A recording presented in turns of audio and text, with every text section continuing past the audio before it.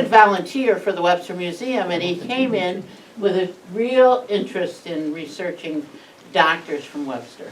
So he's got a pretty good handle on early doctors in Webster. Look at him laughing over there. Anyway, and he has also a lot of the instruments too.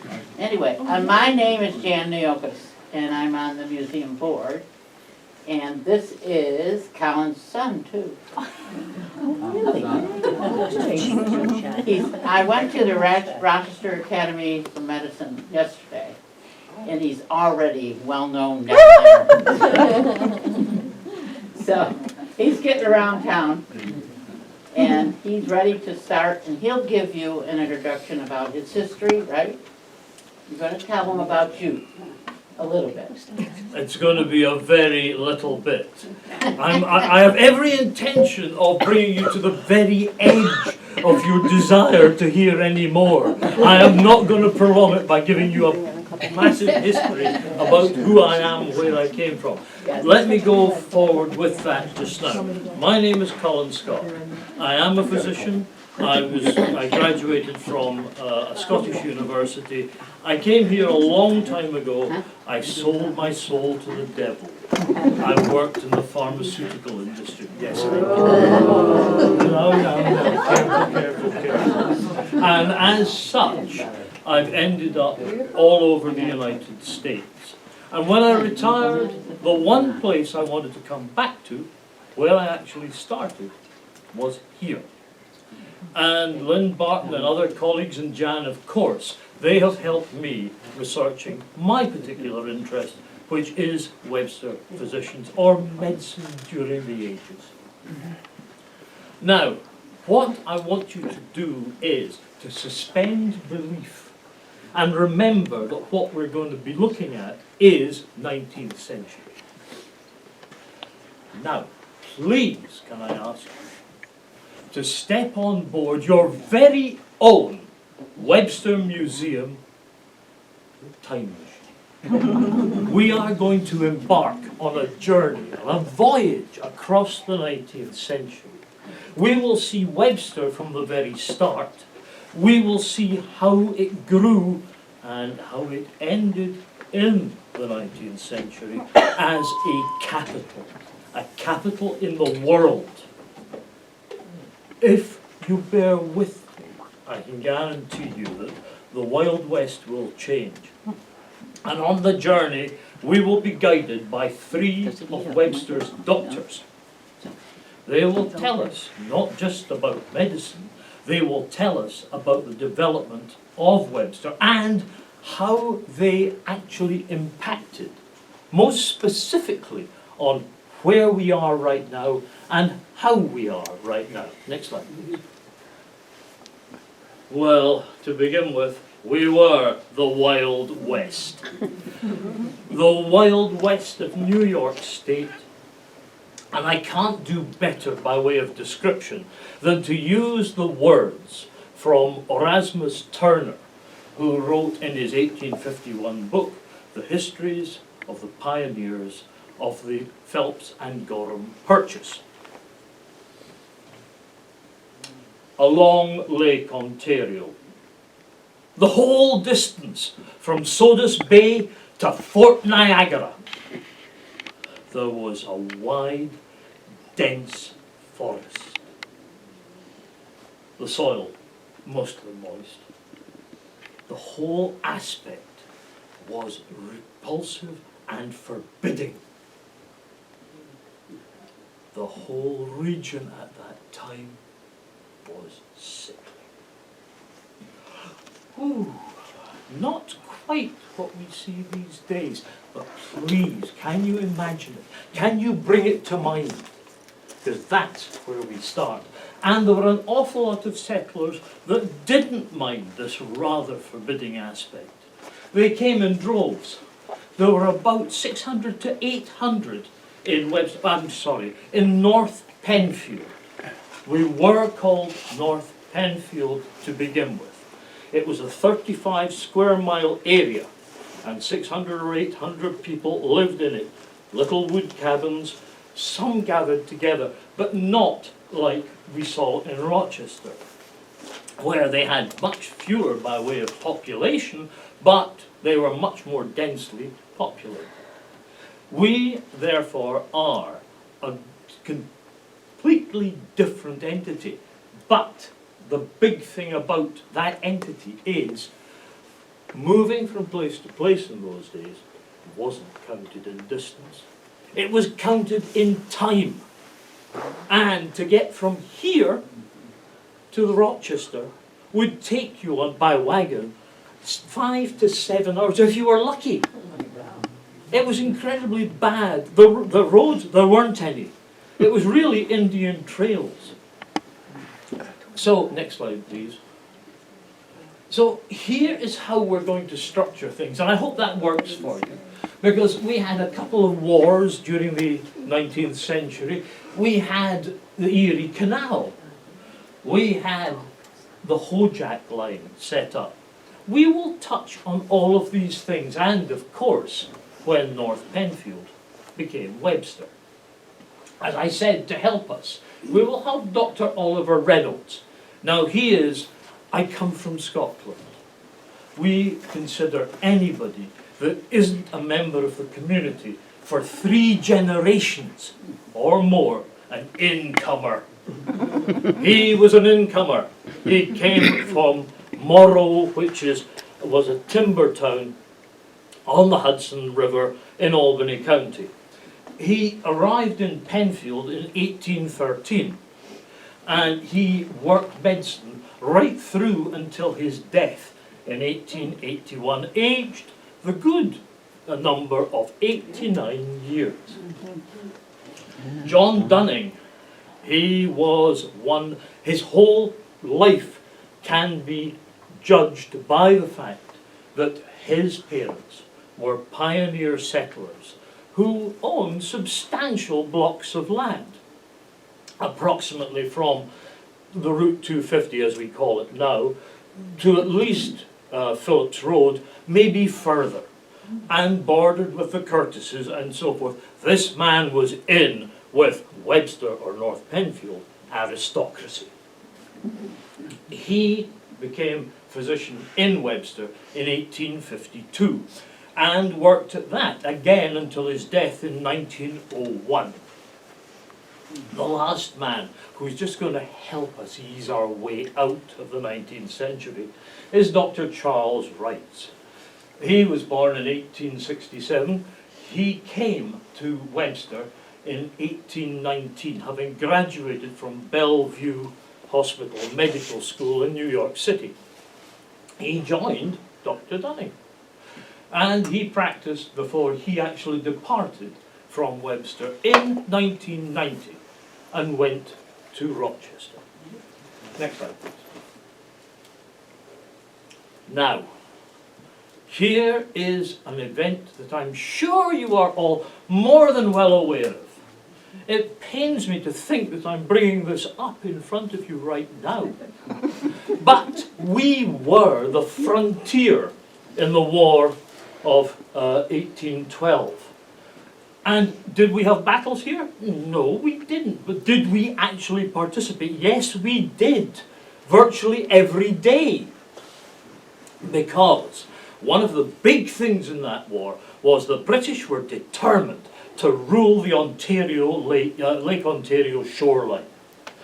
And to be able to try and foretell when they were going to descend on raids or to take supplies, and were going to move to be able to stop American troops moving from Sackett's Harbour to Fort Niagara and vice versa, there had to be people who were looking out over that lake to be able to see that time. On May the 13th, 1814, the White Sails, as they were known as, in Sir James Yeo's fleet of 13 frigates, were spotted by lookouts, most probably on the bluffs at what we now know of as Webster Park. Horsemen were sent out. It was the Webster equivalent of Paul Revere's ride. Well, they went out to warn all the settlers to be able to hide their livestock in the woods, to get all of their valuables, their silver spoons and so forth, and hide them for fear that the British were coming. Now, the British weren't coming to Webster, to North Penfield. The British were actually heading for Pulteneyville, where they did indulge in a battle, where they did fire shots at Pulteneyville, where they did steal supplies. Luckily, on our side, there were no casualties. And that was indeed fortunate, because being wounded in war in those days was tantamount to a death sentence. Yeah. All of the people had gathered in the area surrounding what we now know of as Webster, and they went to Let's Tavern. I regret to say we do not have a picture or any representation, so please will you put up with this as the best I can do at short notice. I'm lying, of course, but don't tell me. And that, therefore, was always recognised as the actual community centre of North Penfield. That was where people went. That was where all of the interactions, the social interactions, were performed. And that was at the corner of State Street and Route 250. And it was right there, away from the ridge. Very important. The trouble with the ridge is you can't get water easily. Sinking a well on that is extremely tough. If you go further, you're into marsh and you're off to Lake Ontario. If you go back, you're into clay. It's much easier to drill that than to drill along the shoreline that used to be Lake Ontario. Next slide, please. Now, again, and I'm going to be asking you to do this on a regular basis, you have to suspend your belief in germs, genetics, and anything else modern. What faced the settlers at that time was the philosophy of the humoral system. 4 humours, blood, phlegm, yellow bile, black bile, were the things that dictated the difference between sickness and health. If you were sick, then your humours were out of balance. If you were well, then they were balanced. And of course, your treatments were based on actually balancing those humours. We did our best, of course, during those days. And you must admit that they did make an attempt, but oh boy, what an attempt. Next slide, please. Traditional allopathic medicine. That's based on this philosophical phenomenon. This concept of 4 humours being what causes sickness or leaves you healthy. And if you are prepared to say that this is a bizarre series of treatments, I would agree with you wholeheartedly. But it did therefore get the term heroic medicine applied to it. Now, it wasn't heroic because it was a wild hope that the doctors were really working to do their best, though they were. It was actually applied to it because the treatments were so aggressive that you had to be really well to be treated when you were sick. Now, the things that they did were equally interesting, shall we say. Let me take you to a situation where you have a fever, you're feeling really unwell, you're sweating. What's wrong? Well, if you're talking to a physician in those days, it would be obvious. You have a mismatch in your blood. You need to be bled. Of course you do. It was simple. If I bleed and I bleed and I bleed, I'll make you better. And to do that, they had scalpels, known as fleams in those days, and then they got really sophisticated. You can see one of them over there. They got this scarificator. and that was an instrument of torture.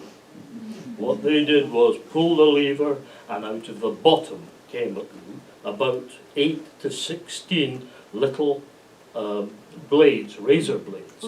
And they hammered that on your arm, your chest, or whatever, and they made you bleed. Now, to make it more effective, they actually put cups on your back, and the cup had been heated beforehand. You put a little bit of cotton wool in there, you set a light to it, and the cup gets red hot.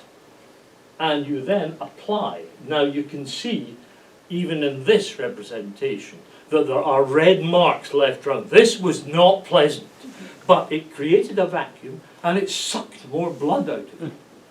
It was bizarre, to say the least. And let me give you an example, which I may well come back to. We have all heard of and know George Washington. Well, one day when he was 67, he woke and had a very sore throat. He had a fever, he was sweating. And his doctors, Dr. Craig, Dick and Brown, diagnosed him instantly. The man had an imbalance in his blood. He needed to be bled. And they did. And he didn't get better. So they bled him again. And he didn't get better. They bled him again and he didn't get better. And what happened? Well, they removed about 50% of his blood within 24 hours. Yeah, quite. Well, what does that cause? Hypovolemic shock. What does that cause? Organ failure. What is the result of that? Death. I think it would be fair to say, certainly, that his death was due largely to the physicians and the treatment that they applied at that time. Next slide, please. Now, as you would expect, the public isn't completely stupid, certainly not by the time you're into the 19th century, and they wanted a gentler form of treatment. And along comes a man who kind of clarifies it for a lot of people. He was a farmer by the name of Samuel Thompson, and his wife Susanna fell ill in about 1790, and he tried several doctors without any success. She remained in a lot of trouble, and so in desperation he went out and he collected herbs and roots and made a concoction which was similar to what his mother had used before, and no doubt was used before that. And lo and behold, his wife got better. And that so impressed him. He went to try and work out what was going on. He picked more things. He actually locally distributed these things because people who knew that Susanna was dying came to him and said, "Can you help me? Can you give me something that will improve my personal condition or my relatives' condition?" And he became an itinerant herbalist. And by 1805, he was wandering around all of New England. He, unfortunately for him, did use fairly copiously a substance called lobelia. Now, it can help, don't get me wrong. This, in small doses, is great. Overdose, you'll probably kill someone. And, unfortunately, he was called to treat a 22-year-old boy by the name of Ezra Lovett. And Ezra Lovett regrettably died. Now, I hasten to point out, herbalists, pharmacists, anybody that wasn't a traditional physician was loathed by the doctor community, because these people were taking away their livelihood. So, what do? They persecuted them. And one in particular, Dr. Samuel French from Boston, had Thompson charged with murder. He went to court. Now, to say that the prosecution was botched is to be kind to them. But even if it wasn't, one wonders whether there was any justification other than the requirement to be able to show herbalists and patent medicine people that they are not right. because it was botched at least, he was let off. Now his reputation just soared. Here's a man that can do it. And not only that, when the law tries to go at him, it can't get him. He must be right. And that led him to patent his Thompson medicine biologic cures.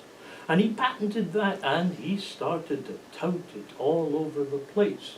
And eventually he wrote a book on the subject. And this included herbal medicines, and it included steam baths, and one or two other sort of good treatments. And of course, it was all much, much kinder than getting yourself cut to ribbons, vomiting, or having diarrhea. No wonder people went for it. And they went for it in such large numbers that by the time he had finished, over 3 million adherents in the United States used Thomasonian methods. Next slide, please. It did not take the physician population too long to be able to cotton on that what was actually happening was due to, in part, their own problems. Ultimately, of course, George Washington, it was acknowledged that there was a problem with our overall treatments on that matter. And this is brought together locally by Daniel Whitney. He came from Penang. He was a very well-respected physician. He was well-respected in New York City. He was a genuine traditionalist, an allopath. But he wrote a book in 1833, and the sum and substance was, for the first time, the medical profession admitted, we don't know. If you're feeling ill, we don't know why. And then went on to say, and our treatments need to be changed. To palliate symptoms, we will bleed in small quantities. Not 50% of your blood, this happened with poor George, but in fact, it was still there, but it was dumbed down. We're not going to do it as bad. Next slide, please. Now, enter Dr. Oliver Reynolds. This man was very, very extraordinary. And not as many people as I would hope actually know of or knew of his existence. Even today, the one thing that we've got is a little road in a housing estate just up North Avenue called Reynolds Street. And that's really the only acknowledgement he has ever had other than, well, I'll come to that shortly. He was one of those people who was vastly innovative, vastly clever, and vastly rich. He made an absolute fortune. He came from nothing. He came from, as I've said, the Hudson Valley. But he did all sorts of very clever things that made him one of the most well-known and not respected, but accepted founders of various bits of Webster history. Next slide, please. Now, he married Elizabeth Marlett in 1816, December of 1816. In January of 1817, he moved here to North Penfield. And it was a marriage that obviously was working well. I think he had about 9 children in total. But not only was the marriage working well, it was also very convenient. Reynolds had decided, here, there must be something in this herbalism. And I'm going to go and I'm going to make my own tonics and use them within my practice. And I like to think that he and his wife ended up touring the hedgerows initially, to be able to find the roots and the plants that they needed to make their tonics. And over time, this in fact got bigger and bigger and bigger. The other thing that I would point out, just as an aside, he knew all about bees. I suspect that he learned that when he was in the hedgerows with his wife, as opposed to anything else he might learn in the hedgerows with his wife. Next slide, please. And he made a series of tonics. Now, this grouping comes from an 1854 brochure. We'll see that a little later. And it requires a little bit of understanding. He did lozenges, he did tincture. The big thing was his herbal, his vegetable treatment, and called lung restorative. And that made him a fortune. Not only, in fact, did it do well locally, of course, but it did hugely well in the general population and further afield. Next slide, please. These are extracts from that very brochure that we have in our archives here. It shows lung restorative. It shows the label of same. And the thing about patent medicines was not that they had to be particularly effective, because there were no tests. But if you were able to get people to say, I took it and it's good, and trust me, that is happening to this very day. It's advertised, it's not benefit that is being sold. And Reynolds was well aware of that fact. And you can see bits of advertising on the back table there, the side table there. He got William Cultus, who was a major merchant. He was one of the commercial giants at that time. And he said, I took it, it works. I'm better. Yay! He found Reverend Sylvanus Taft of the Baptist Church. Now, when a recognized academic theologian says, I took it and I have never taken anything better, it's almost like the medicine's sanctified. That is one of the major reasons that Reynolds was so good. He didn't just act as a physician, he acted as a businessman. And by doing that, he did all sorts of very interesting things. Next slide, please. Not the least of which was building Reynolds Building. Now, Reynolds Building, most of you will probably know as Barry's Building or Barry's Corner. That being knocked down in the 30s for a gas station. But it was put up by Reynolds in the 1830s, a cobblestone building. Now, that was expensive. What he put up was 3 stories.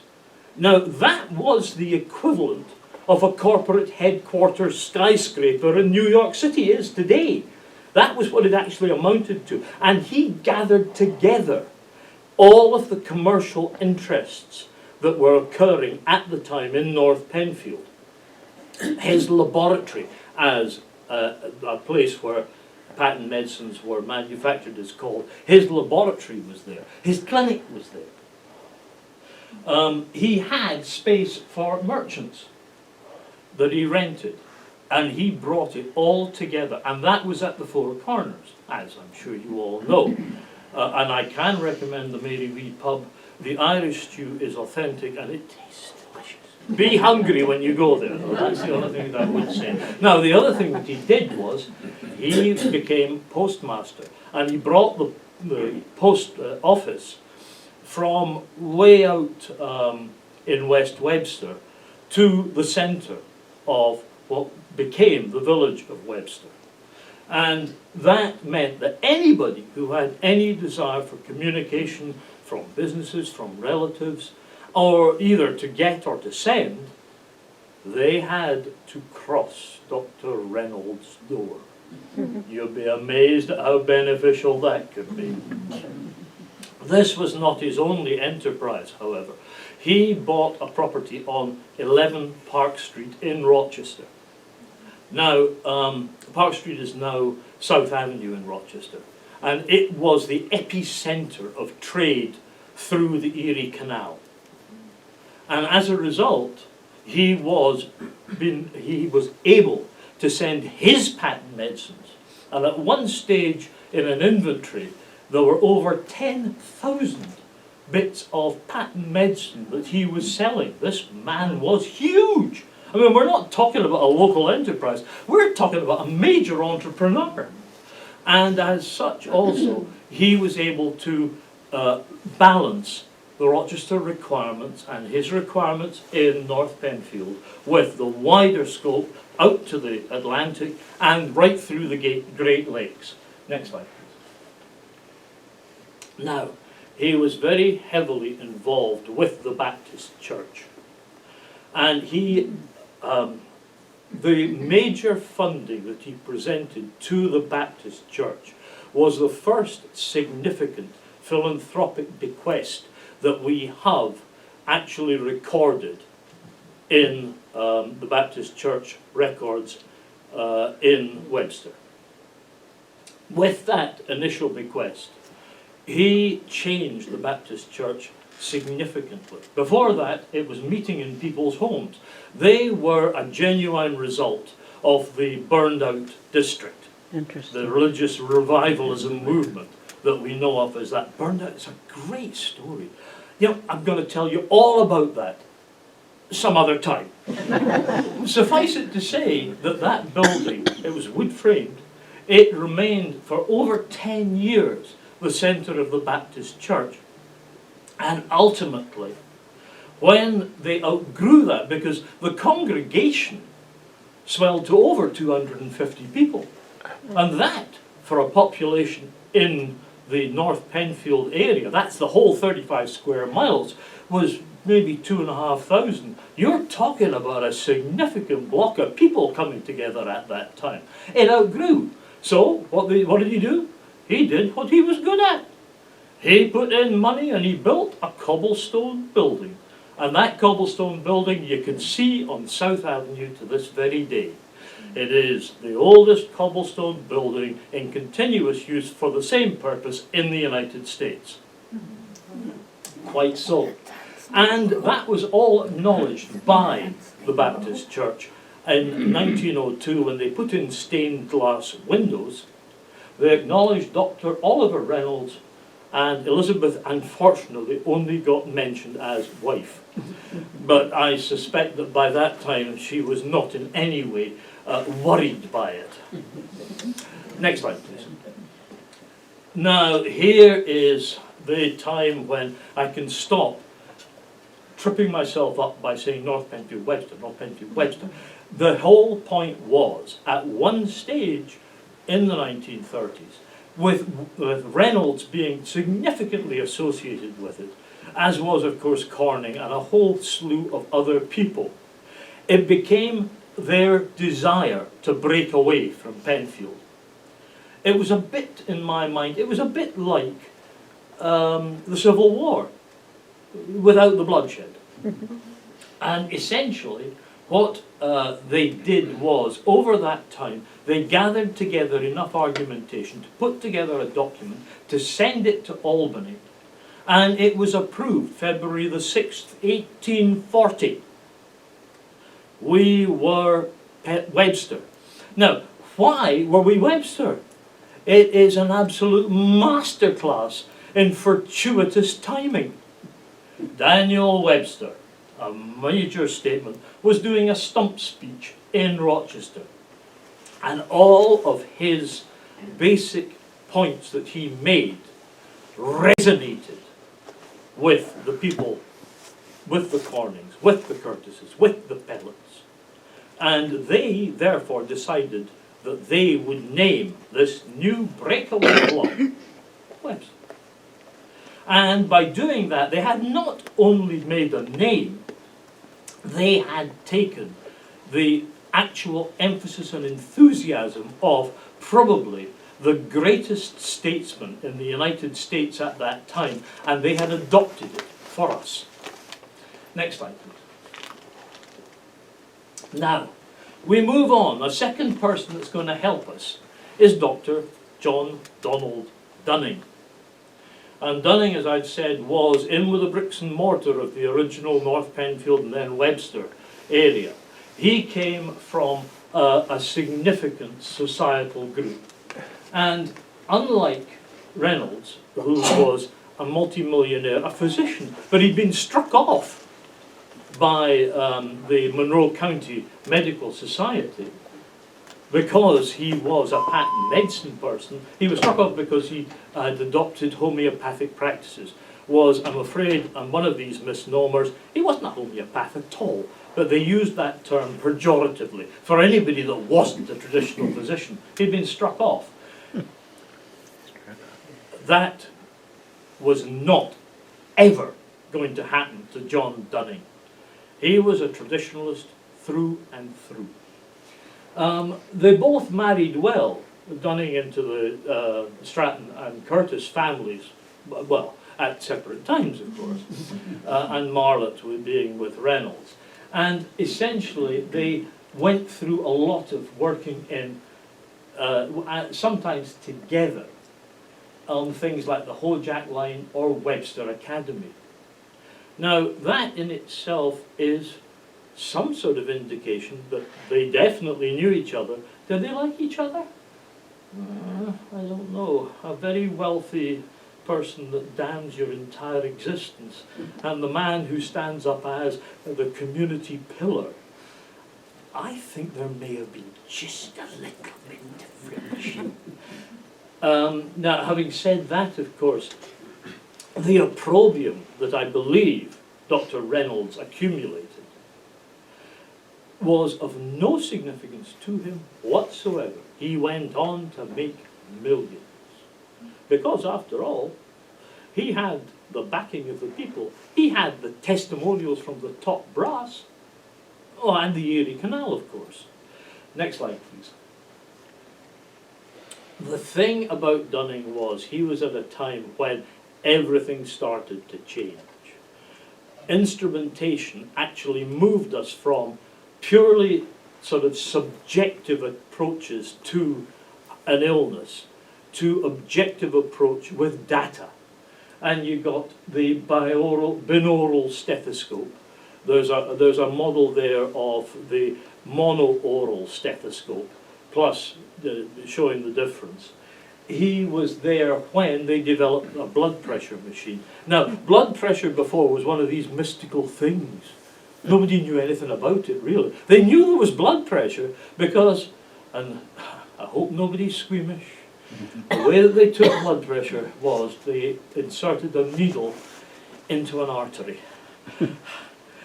Not my idea of fun at all, I'm afraid. And they also, but of course at that time they invented the thermometer. So that no longer did you have to just say, oh, it's a fever because my hand's warm when I put it on your forehead. They were actually able to categorize it and work out, is the treatment working? Are they getting better? And so forth. And that was mercury. And that, of course, is no longer available to us, though it was a regular drug in his day. And lastly, they would produce things like the hypodermic syringe, which allowed you to dose certain drugs very much more specifically than if you just wrapped it up and put it on the arm, or if you took it in orally. Next slide, please. Now, this is a hint. What do you think I think is the most important instrument? The most important instrument that came out of the 19th century? Well, I'll tell you, it is definitely, in my mind, the microscope. Back before the microscope, we had the glimmerings of changes in humoral theory being the be-all and end-all. We had things called miasma theory, and that is, it's the air that does the damage. So if you had something rotten, naturally it smelled. They thought, and therefore that smelly air is the thing. And the miasma theory was prevalent, and that actually changed things. But it was the germ theory that came along next. And the germ theory was based on the fact that, I think it's little bits of something in the air that do it. Now, that was actually fought against by everybody. After all, how can something I can't see kill me? Look at me! I am big. But, of course, it did. Now, I can understand where they're coming from. And I think, if you don't mind, I'm going to indulge myself in an analogy. Supposing I stood before you now, and I said, do you know all the potholes that we get in the roads in Webster? They're actually dug by Martians. They're dug by Martians as they want to collect specimens. Would you believe me? Yeah, probably would. I can't see this, it's killing me. Would you believe me? But if I was able to bring by the hand a Martian and have him stand in front of you and say, you know, he's dead right, we do dig all those holes. We're sorry for the inconvenience, but we need the specimens. There you go. And then you prove to yourself that beyond a shadow of a doubt that that Martian is a Martian. And that is the concept of germ theory, going from theory to going to practice. And that is what did it, Zeiss's microscope. Now, the real start of everything was the achromatic lens, and that was produced back at the beginning of the 1800s by Joseph Jackson Lister. And the reason I want to point to him specifically is that you'll hear a bit more about his son very shortly. Next slide, please. Here is what I call the trio that saved surgery. When you had surgery, it was so dangerous, you never operated on the tummy or the chest, because do that, the patient will die. Surgery was almost exclusively confined to amputations, and therefore the surgeons were considered butchers. They were just tradesmen that wielded the knife and away you go. And you can see what they're like if you look at the table on the way out. And that being the case, things were downright bad. In other words, an operation was agony. And not only that, your chances of survival after that are minuscule, because you're almost definitely going to get an infection. There was no sterilization, there was no hygiene, there was no nothing. And the surgeon could be picking his nose and gubbling around in your leg at the same time. Now, actually, talking of that, I wonder, would you mind if I just took a short break? And it's because, well, start. Take note of that, would you please? When I say start, I mean, don't mind, no, I will say stop. No, it's not because I'm really failing in health. I should get to the end of this presentation, if we're all lucky, myself included. It will come soon enough, trust me. But nonetheless, well, where was I? Oh yes, I was talking about start and stop. Well, the answer is now, stop! That was 28 seconds. That was the length of time it took Robert Liston to amputate a leg. Because it was speed that was the surgeon's most important weapon. The quicker you could do it and get out, the more chance there was of not infecting the area. And therefore the patient would go on to live. Now, on one occasion, Liston had been persuaded to do something really novel. He called it, okay, today, he was from London, I hasten to point out. He called it the Yankee Dodge. Now, up until that time, it was the fact he was a huge man, stood 6'2", that's 8 inches taller than the average Brit at that time. And he was able to cut people's legs off in 28 seconds. That was his claim to fame. But the agony of the operation was still obviously very high. So when he was told about ether, which had been known for years, only we'd ignored it in terms of being able to make things better for patients, when he was told about ether, he said, well, try the Yankee Dodge. And a 36-year-old butler from Harley Street in London required to have his leg amputated. And he was given ether. And 28 seconds later, without him stirring or crying out or anything, the leg had gone. Now, miraculously, the man survived. It was really against the odds. You know, he was in the lucky 20% that got over their tender ministrations. And believe me, it was an agonizing and grotesque operation. So, to eradicate pain meant that surgery started on its slow climb until we get all sorts of fancy things, up to, including, and getting further than heart transplants.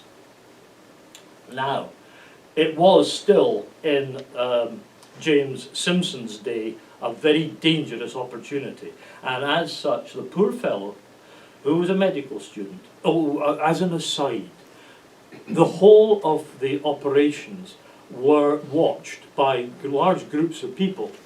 I've called it a spectator sport. AI, luckily, has rather more comfort and sense than I have and says, well, maybe that's a little bit much. But it was a performance. And there were tiered stands and seating for patients at theatres to watch the operation in process. That's why it's called an operating theatre. Theatre. Now, under the circumstances, however, poor old Simpson was, as a medical student in a theatre, he couldn't stand the sight of needles being thrust into breast tissue. And he left and swore he'd take up law.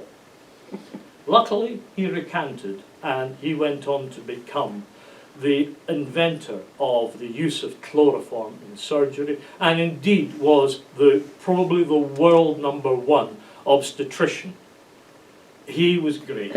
Let me get back to, do you remember me mentioning the achromatic lens and Jacob Jackson Lister?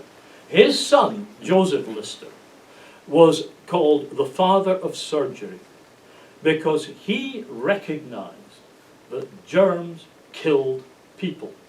And he invented and developed a whole system of techniques for sterilization, for hygiene, for everything. Before that, the surgeon went in with the same bloody... no, that's not entirely true. Surgeons in those days were actually told, you don't want to go in with a bloody apron. And it wasn't for any sterile concept, it was because it might frighten the crowds. But it was all sorted by Lister, and Lister is one of the most important names that you can get in terms of making surgery a palatable option. Next slide, please. Coming to the ladies, because we can't miss them out. Elizabeth Blackwood, who was the first lady doctor who graduated from Geneva in 1850 something, I think. I can't remember offhand. I haven't put her on because I really was trying to focus on where do we go in totality with regards to medical practice. And the next big thing was making it sanitary.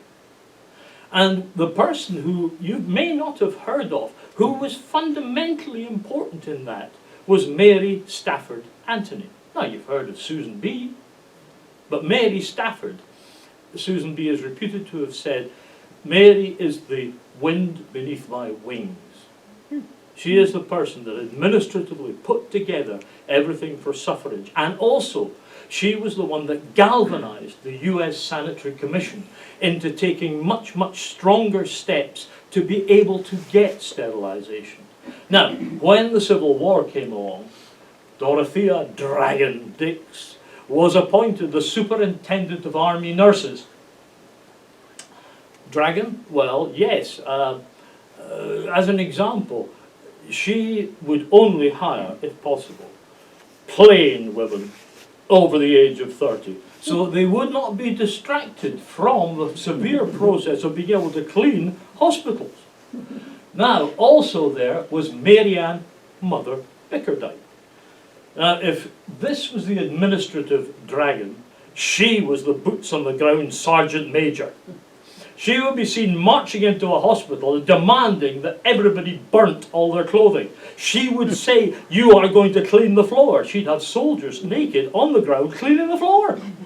And she was one of these people who strongly subscribed to the Florence Nightingale system.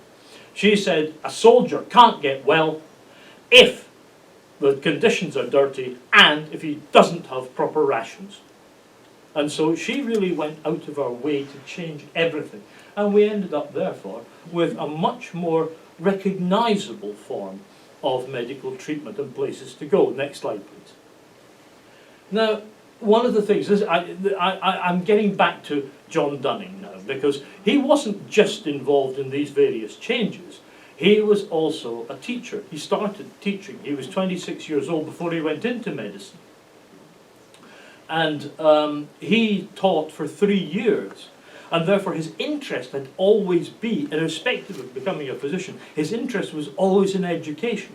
And he was the man whose vision, whose drive to ensure that this place, Webster, got better than 8th grade education, was the stimulating force for all of the education in the local area.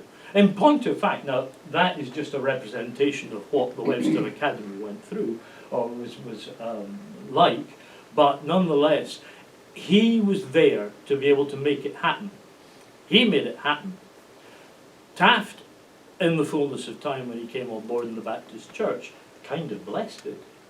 And Reynolds funded it, along with funding also given by Corning. Now, let me digress for a second or two, because here's a little fact. You must know all about that. The actual academy was situated at the corner of Stanton Road and what is Corning Park now, but used to be Academy Street.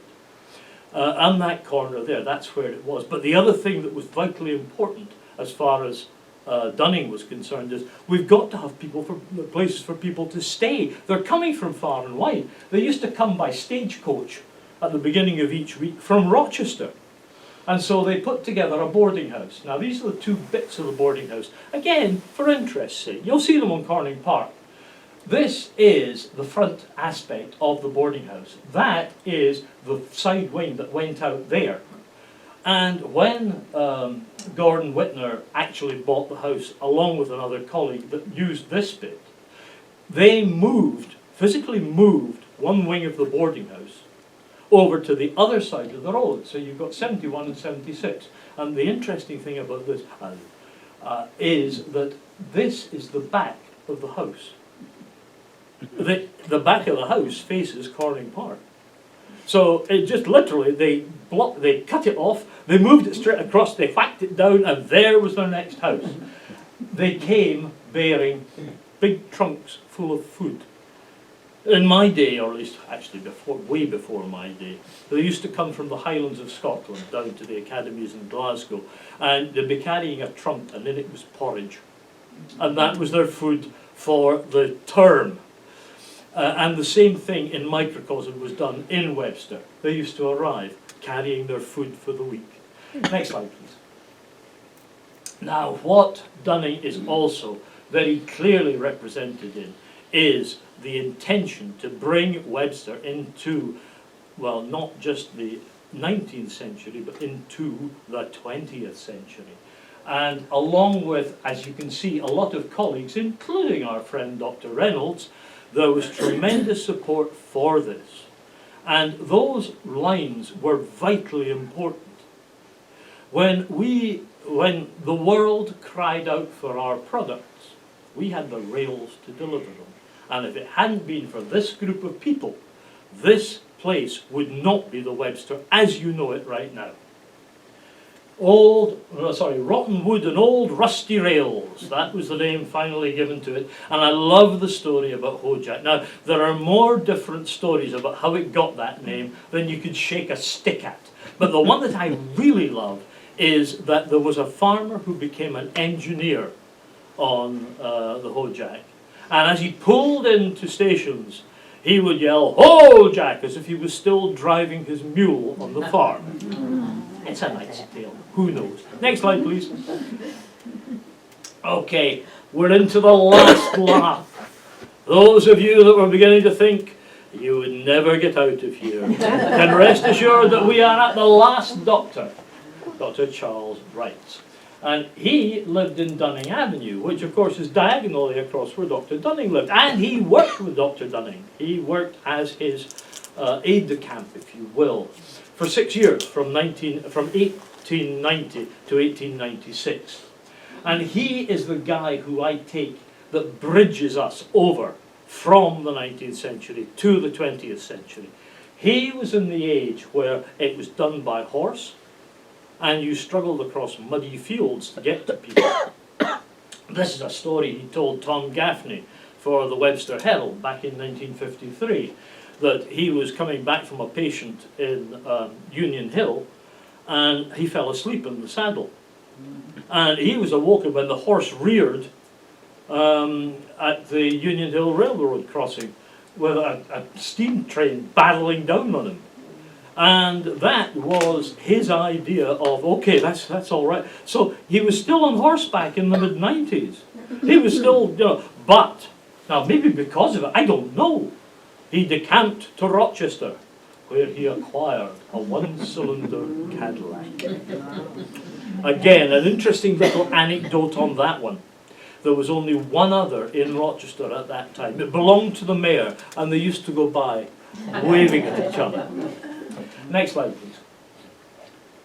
However, let me try and advise you, we are not out the woods for doing everything right. It was still 2 or 3 hours to get from Webster into Rochester. And even at that time, because there certainly wasn't a hospital or an operating theatre here, so on this occasion, when Charles Wrights was called on by a very distraught farmer, Doc, you've got to come, my son's poorly. So he loaded up his bag, he hitched his horse to the buggy, he set off from his 30 Dunning Avenue, and he found this young man who had a severe tonsillitis. It almost harks back to George Washington. And he immediately diagnosed it as, this man is going to die, this boy is going to die. So the only thing to do was, literally, they cleared the stuff off the kitchen table, they put him down, and Wrights went to work. After, admittedly, thank heaven, anaesthetising him with ether, he had an assistant. And that assistant was a blessing and a problem. Because halfway through the operation, 230 pounds weight of assistant leant on the table. The legs were never actually stressed to be able to allow that weight to descend on it. The table went down. As Wright said in himself, what could I do? I finished the operation on my knees. So that even at the tail end of the 19th century, we were still in somewhat archaic terms with regards to how we consider medicine to be practiced these days. Next slide. And Charles also, and I won't dwell on this, Charles also was the first and only Webster doctor, the first doctor I should say, that was still practicing at a time when chemotherapy came into being and when sterile operating theatres no longer had the crowds, and they did have scrub nurses, they didn't have 230 pound weight assistants.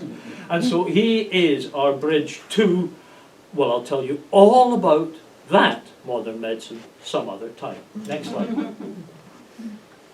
What I want to finish with is something that steals from the 20th century, and that is one of the most significant features of Webster that I personally knew nothing about until Lynn Barton, bless her, allowed me to come in and to go through the archives and try and work out what's Webster about. And that was, it became the dried apple capital of the world. And I mean that literally. It was an international event. We had the largest agricultural enterprise, or rather we were the centre of it. It was all over Wayne County and Monroe County, but linked to Webster. And Webster was the main distribution point for dried apple. Now again, when I first heard about it, I thought, dried apple? Yeah, right. And then when I put my doctor hat back on, I found out that this was a very, very great source of high protein. And high protein was what was needed in the British Navy and the German Army. And they were both supplied with Webster dried apples. And the crates that went had Webster stamped on the side of them. The world looked to London and Hamburg, London for funding, Hamburg for communication. Hamburg and London looked to Webster for support and for sustenance. And that's what we did. And that, in conjunction with the Hojack line, got us to where we were literally a capital in our own right. We were better known than Rochester. We were probably almost as well known as New York City itself. This is the thing that I want you to remember, because it didn't, what I didn't realise until I actually looked into the importance of Webster. And Webster at that time was marvellous. Next slide, please. So here we are. Now, we've seen these slides. There are 4 birds on the slides, 4 different types of birds, geese and northern robins and so forth and so on. But the next time you drive into Webster, don't just look at the bird and the slogan. That's Webster Town slogan, I hasten to point out, not Webster Village. That's another tale. I'll tell you all about it some other time. But what I want you to do is look at that sign, and instead of thinking, here is a nice sleepy dormitory for Rochester, that Xerox has gone, so we're just the village, what the hell. Try and see behind the spectra that are going to be lurking there, or should, I hope, be lurking there, of the Wild West, the frontier of a war, and the capital of the dried apple industry. Webster has a huge amount of history, and we are privileged to be able to enjoy it and be a part of it. As Michael Caine used to say, he was a Cockney British actor. I don't know how many people, some of you do, that's nice. Well, he used to say, not a lot of people know that. He was Cockney, I'm not, and I'm afraid it shows.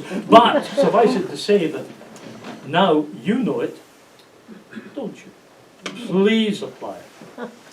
Now, ladies and gentlemen, I must ask you to step out of our Webster Museum time machine. Please remember, as you leave, the artifacts that I have been describing are all around you, in here as well as anywhere else. How dried apples were made, cannonballs that in all probability were fired at Pulteneyville in that skirmish back in 1814. They're all through here. You can see them if you come here. Furthermore, the areas that I've been talking about, Dunning Avenue, the Hojat line, that's the Friends of Webster Trails that have done it all out beautifully. They are all within, you can get round everything, bar the bluffs, in about an hour's walk. Park at Dunkin' Donuts, walk up the hill, walk round here, you'll see all of the houses and the places that people were living. You, in all probability, may well be living in a house that was owned by a doctor, or you will certainly, in all probability, if the house is ancient enough, be in a house that was owned by a patient that they visited. When you go around, remember, you are walking the streets that these people walked. We have a direct relationship with our past. Ladies and gentlemen, thank you very much.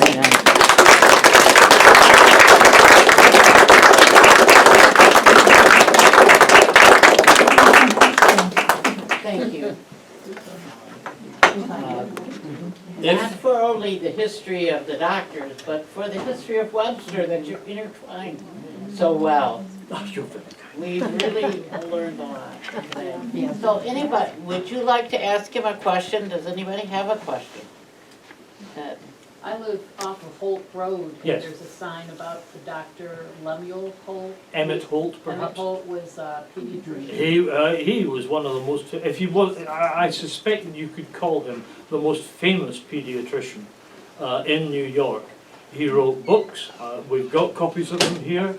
He was just so well respected. He never practiced in Webster. He went off to do his training in New York City, and that's where he remained. But he is by far the best recognized of all of the doctors that started life in Webster. Yes, ma'am. In your research, did you come across the Dr. Foster? Oh yes, definitely. Yep, I certainly did. Now, now, are you talking about the Clifton Springs Dr. Foster? No, I think it's the Webster. There is another Webster one. Yes, I've come across him. Yeah, I hasten to point out, I've chosen three. I chose three for the presentation. There were 18 doctors during the 19th century, and Dr. Foster is definitely there. But I regret to say I don't know much about him. Yes, ma'am. Our Historic Properties Committee from here at the museum will be giving a plaque to a house at 121 East Main Street. And a doctor also lived there. Was it a Dr. Stratton? I think? Stanton. Yes, Dr. Stanton. Yep. His father owned the property that Stanton Road is named after, which was just to the south of that particular road. And of course, his son built in 2013 the property at the corner of Dunning Avenue. 1913. Yeah, 19. 2013. No, 1913. Sorry. I'm tripping myself up, I do apologize. Is there anybody else? Anything else? So between Yeah, you said Orchard, protein Yes. in apples? Yes, I don't associate that as being a high protein. dried apple it is, yes, apparently. That's good, I didn't know that either. Now we got a reason to buy dried apples. Oh, you have? Yeah, well, even better if you eat them, aren't That's you? a interesting tidbit. Yeah, it is. That we supply both to So, the one of the allies things we have and coming up, access, I yeah. just let you know, Nice. in May, we have at noon, we have what we call History in a Cup. And at that time, it's, because it's Preservation Month, the Historic Properties Committee has started History in a Cup, which brings in oral history.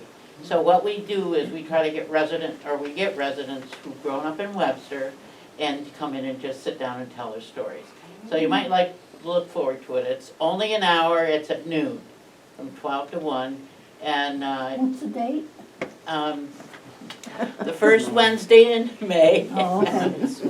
Second Wednesday, oh wait, No. okay, so first Wednesday in May, we're having Sharon and Jake Swingley. They're brother and sister and grew up in Webster, so they're coming to tell their stories. And the next one is gonna be, it's actually on a Tuesday because Carolyn Coratori has something that she does on Wednesdays. So we're having her and Dave in to come to tell their stories on a Tuesday. And the next one we're thinking about, I haven't confirmed it, will be probably in June, and that's gonna be Tom Link. Am I right? He's great. Tom Link. Apparently he's a good storyteller. Again, was born in Webster and grew up here. So we hope you'll be able to come to those two. And we look more from Dr. Colin Scott. Yes. He's really, you can see how valuable that is. Because he's done a lot of research and we just didn't have it all pulled together. And so now we have something. Thank you very much. I can't believe he's. On behalf of the Webster Museum, thank you. He talks.